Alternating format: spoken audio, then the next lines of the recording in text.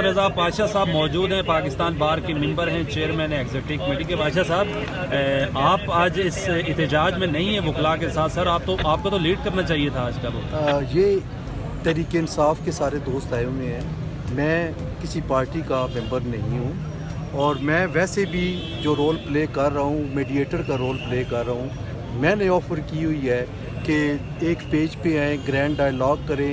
APC की मैंने दावत दी हुई है कि पाकिस्तान बार कौंसिल होस्ट कर रही है, लिहाजा मुझे मेरा ख्याल है दोनों से बचा के ही रखें तो बेहतर है। मुझे ये बताएं, ये क्या आज देख रहे हैं, चीफ जस्टिस साहब तो नहीं मान रहे फुल कोर्ट की और 3 रुकनी बेंच जो है वही समाप्त कर रहा है, 9 से 3 पे आ गया, यानी कि आधा दर्जन कम हो गए हैं। हाँ जी, हाँ जी। तो क्या है, क्या देख रहे हैं आप भी उस दिन रोस्टर पे गए थे। मैं कोई ठीक नहीं देख रहा। इदारे तबाह हो रहे हैं और दिन ब दिन तनज़ली का शिकार है।